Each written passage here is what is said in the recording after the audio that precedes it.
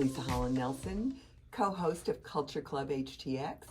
And I'm Shavonnah Schreiber, the other half of Culture Club HTX. And it's time for business. My favorite food group. I know. I love business too, but I have to, on our show, sports and fashion occasionally get in front of it, as you well know. Yes, understood. Okay, so what's happening in the business landscape these days? Well, there's a big thing for us to discuss, and we started out and we thought we might miss our fabulousness, so we had to shut up and start over. So that brings me right to our guest today, one of my favorite people, Angela Sturm, one of maybe Houston's best plastic surgeon. But we are in the workplace, and we got to look good. We really need to know what we should be doing. We're going to start by hearing about Angela. Where are you from? Tell us how you started this practice. So I'm from a small town in West Texas. My dad's a farmer. My mom stayed at home, and then she sold Affleck. So I am the black sheep of the family. And I've gone way left.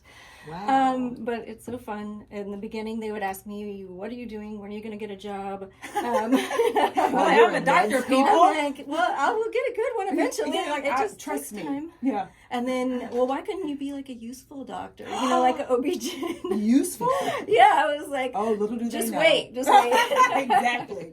So it's the same people coming back now, like, so tell me about the Botox, tell me about those things. And I always loved like women's health and taking care of the whole person and, you know, being able to see them like in their environment and all of that stuff, and almost was an OB-GYN. But then I saw who ends up being a really good friend of mine doing my crochet repair and take a rib and carve it into an ear, and I was like, you had the best day, you know, you like made an ear today. Oh, that is That's pretty awesome. fantastic. I want to do that, you know, I want to be able to like give that to somebody. And I don't do my crochet repairs, but same idea, you know. So that was one of the questions is why plastic? So like of all the different types of practices that you could have gone into, why plastic surgery? But I think it's the creativity maybe. It's the creativity, and then I get to talk to people, and I only do face for a reason because I get to talk to them about their gender, their ethnicity, their family. What does that mean? How does the world see you? How do you want to be seen? You know, and so one of my like favorite things to do, and I'm trying to come up with a word for this, and y'all are creative, so maybe you'll help me, is my favorite thing is like a culturally sensitive rhinoplasty. And so we're talking about like who you are, what does that mean? How does the nose know? Yeah, there you go. Because you have people and they're like, I don't want a tiny nose. I don't want a little pixie nose. Right. You know, I want something that looks like me and my family. And but I don't like this bump. You know, like make the bump go away, but I still want to look like me, you know. Fair. And so what does that look like? And I have computer programs and we go through all that kind of stuff. And so that's my favorite thing is I like to help people look like themselves, but better. You know, I'm not doing this. They come in and who is that person? You know, what do you have done? What you know, like that Bob? is not what I want to do. Like you don't look like Bob. Yeah, look like you, but you can't put your finger on it. And what exactly did you know, what have you been doing? Like that's my favorite thing is it looks like you, but just that little bit. Is that your favorite surgery, rhinoplasty? I think so. Yeah, because it is so artistic, you know, and you are talking about all those different things. You know, I enjoy facelifts and the details that goes into that, but like there's just so much more like culturally with the rhinoplasty that you get to have conversations that they're not talking about that to anybody else. You know, it's well, fun. and I think if you think about it, when you first see a human, their eyes and your nose is right there, right? So that's like the focal point, and it's out from your face, so that makes sense. Don't you say that? So I think that, well, I don't think this. I think this is like a fact that Houston has some of the most beautiful people. Oh yeah, like in the world, like, right? Just generally speaking. And I know that some of your clients have said things like, you feel beautiful from the moment you walk into the practice because you have gone through such great lengths to ensure that you create an environment that also helps people, one, feel comfortable and welcoming, but is beautiful. So talk to us about the thought around how you built your practice and the environment that you've created. And you've been so intentional, so tell us more. That was the idea, is like the people, from the people to the website to coming in, like everything kind of giving you that feeling of being like warm and cared for and beautiful. And hopefully taking away a little bit of that stress, because you are coming in, you're stressed out, you're a little nervous, you're having to talk about something you're insecure about, and so it can be intimidating. To help take some of that intimidation factor off, make it a comfortable place, but still like it's, your fashionable friend's place to go. So you're like, oh yeah, this is fun, I like this, cutting edge, but not like, I didn't like the modern, like cold, because that's not who I am and who the people that I work with are. We're more like, so how's your cat, That's awesome. Yeah. So did you get this idea, or, it's so smart, and I'm just thinking about it.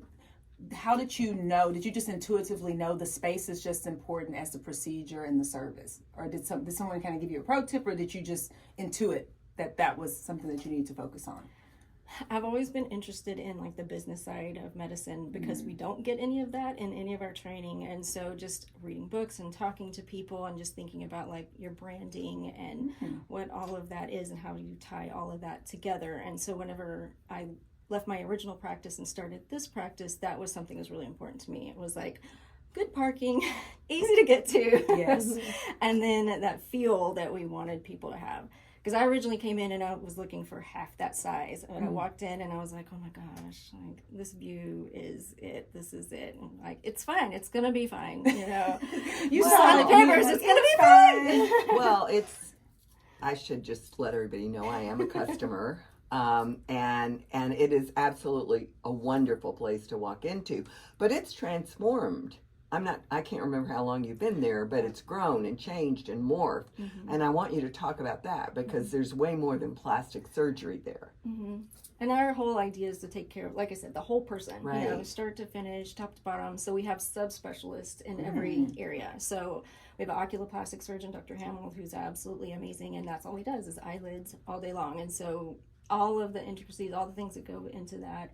I'm doing face, I'm doing the rhinoplasty and facelifts, and then we have Dr. Ashley Steinberg that does body, so she does all of the breast and the lipo and all of that. And so we have Terry Ann Samuels, who is a urogynecologist, and she does hormones and women's health, and so everything from putting things back to where they're supposed to be after babies, and the hormones, and getting everything. Maybe adding things that never were in some cases. Yeah. Getting to where you, right. want to be, and you feel comfortable, and so we all work together, so you get that level of specialization without having to go all over town.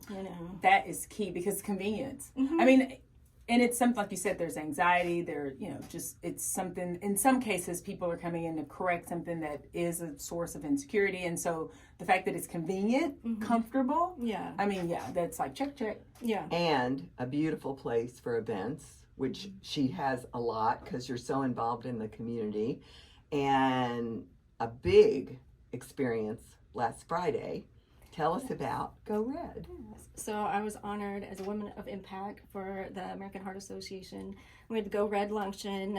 It's wonderful. It's been a great experience, be able to work with all these wonderful women to help, fundraise and raise awareness about heart disease, because it's huge in the for women, and it gets overlooked so easily. And, yes.